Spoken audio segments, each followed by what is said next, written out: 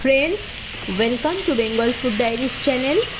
বিশেষ করে শীতের মরশুমে বাঁধাকপির পরোটা প্রায়শই বাড়িতে বানানো হয়। চলুন আজ আপনাদের সাথে বাঁধাকপির পরোটা শেয়ার করে ফেলি। ভিডিওটা কিন্তু অবশ্যই শেষ পর্যন্ত দেখবেন। এখান থেকে অর্ধেকটা বাঁধাকপি নিলেই আমার হয়ে যাবে। যতটা সম্ভব ফাইন কুচি করে নিয়েছি। পরোটার জন্য আমি 250 গ্রাম ময়দা ও 250 গ্রাম আটা একসাথে নিয়ে নিয়েছি। আটার মধ্যে দিয়ে দেব প্রয়োজন মতো নুন, 1 টিস্পুন জোয়ান, দিচ্ছি 2 টেবিল স্পুন মতো ঘি ও অল্প চিনি। এবার ময়ম করে নিতে হবে। এবার প্রয়োজন মতো জল দিয়ে একটা ডো বানিয়ে নেব। আমি এখানে ডোটা কিন্তু খুব শক্ত বানাবো না, কারণ বেশি শক্ত ডো হলে বেলার সময় স্টাফিং ফেটে বেরিয়ে যাওয়ার সম্ভাবনা থেকে যায়। এখন এই ডোয়ের উপর সামান্য ঘি মাখিয়ে একটা কটন কাপড় দিয়ে ঢাকা দিয়ে দেব। এতে করে ওপরের অংশ ড্রাই ভাব হবে না। কড়াইয়ের তেলে ফোড়নে দেব গোটা জিরা ও ক্রাশ করে নেওয়া ধনে। কয়েক সেকেন্ড পরে দেব আদা কুচি, তারপর পেঁয়াজ কুচি।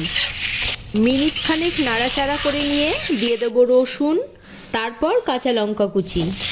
কিছুক্ষণ নাড়াচাড়া করে নিয়ে দিয়ে দেব কুচিয়ে রাখা বাঁধাকপি। সাথে দেব হলুদ গুঁড়ো, রেড চিলি পাউডার এবং নুন।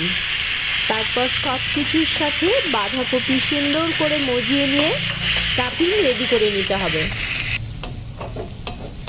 দিচ্ছি রোস্টেড জিরা গুঁড়ো এবং গরম মশলা গুঁড়ো।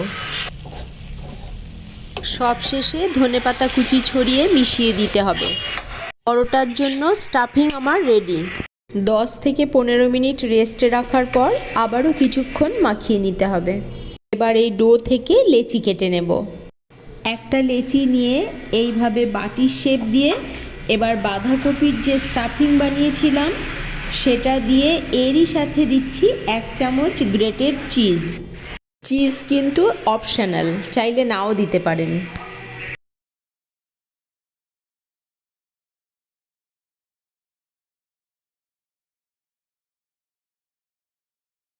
একইভাবে বাকিগুলিও করে নিতে হবে।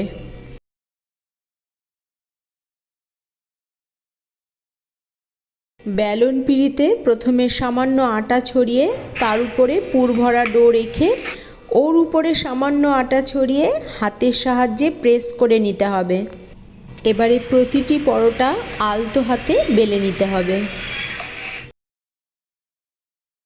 ওভেনে চাটু বসিয়ে গরম হলে খালি চাটুতেই বেলে রাখা পরোটা দিয়ে তারপর এক সাইড হালকা সেঁকে নিয়ে অপর সাইড উল্টে দিয়ে তারপর দিতে হবে ঘি।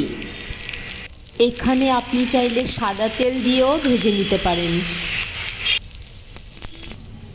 দেখুন কেমন বলের মতন ফুলে যাচ্ছে।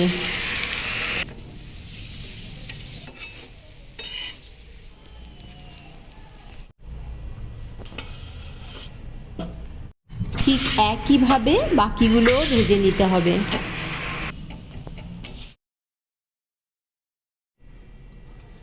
দেখুন পরোটার ভেতরটা কতটা সুন্দর হয়েছে। ভালো লাগলে সাবস্ক্রাইব টু মাই চ্যানেল।